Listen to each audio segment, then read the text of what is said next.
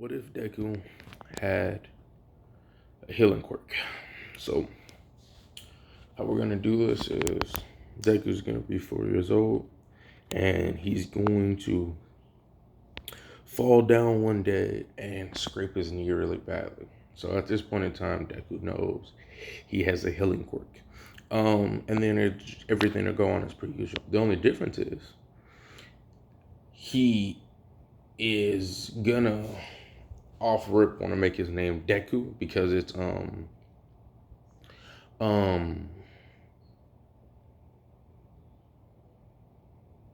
he's nothing. So you can't kill or hurt nothing. So when Bakugo does try to bully him and stuff, he always has like multiple chains of clothes, right? So when he gets hit and stuff, he instead of being like a little cupcake about it, he gets back up and it's like, no, not Chief, run that back, Turbo. And so Bakugo's always trying to bully him, but Deku just regenerates. And he actually provokes Bakugo to hit him and stuff. Because what he's doing is building up a rapport and stuff. And he's just saving up all this. And he keeps healing. But since he's always healing, his mom doesn't know, but she does know because she sees his clothes that always have burnt marks and all this type of stuff. And eventually,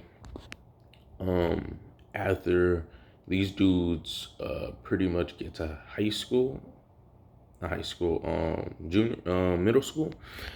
Well, one side note, Deku does a lot of training. And since he can heal, he actually abuses the fuck out of his training.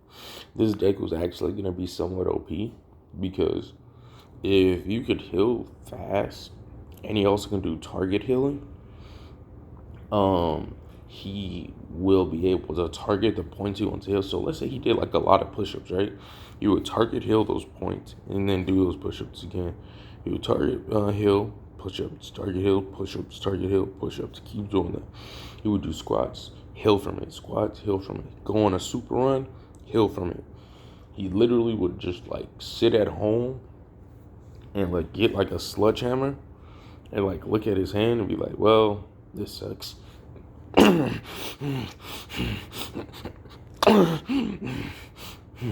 Breaks his whole left arm, heals his left arm up, does the same thing with his right arm, heals it up. And since he's not in a fight, since he's not in none of this, it's all right. And his mom knows what's. It's really weird because his mom knows what he's doing and she hears the screams every so often. So she eventually got scared, but she kind of got used to it. He can heal really fastly. And there's been some times where she's cut him to see how fast he heal, because like, can he heal for real? Type thing, because she never sees any marks or anything on him. Anyways, this dude eventually, his bones are super strong. He has like a karate board with the thing you use to help your punches, not your punches become stronger, but the skin in your bones to be able to withstand more, and your nerve endings. He can still feel pain, but his threshold for pain is much higher because how pain works is it's your body sending a signal to you that you're in danger. But after you suffer a repeated injury, after you suffer a repeated injury enough times, you what you wanna call it, get used to it, because your body is like, oh, that's why like if you ever do like knuckle push-ups or for white kids out there, if you punch the wall enough times, eventually you just stop feeling it because you killed the nerve endings in your hand, or you made it so much higher. That's why some people don't feel pain as sensitive to other people, because your nerve endings aren't as sensitive. The more sensitive, the more pain you feel. The less sensitive, the less pain you feel. With Deku literally sledgehammering his body parts and breaking his bones in all sorts of fractions all the time, he's going to become strong. Plus, he was able to make a good amount of money actually, due to the fact is he was a test dummy for like crashing, skydiving, all of this stuff. So he's literally just focusing on that and that alone. So he's literally just been basically almost killing himself to the point, and then coming back and just doing it again, doing it again, and doing it again. He hasn't been able to do anything dramatic to like where he like cuts himself in half or something. And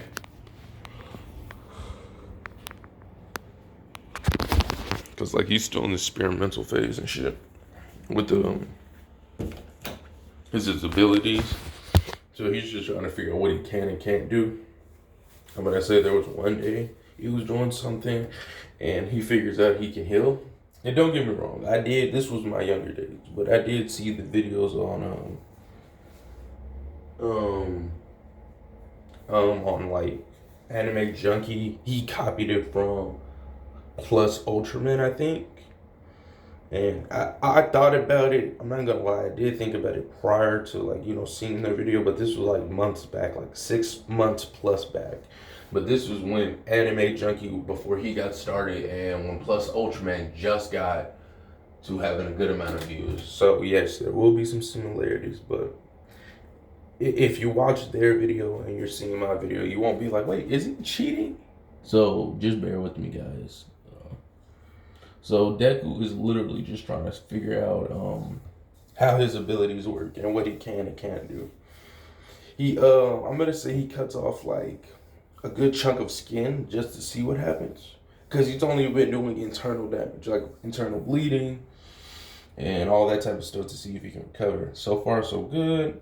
He goes a little bit further and like actually tries to like cut off like his pinky, and it actually did hurt, but he didn't know if he was going to regenerate from that or not. But lo and behold, he actually does regenerate from this. So he's like, oh.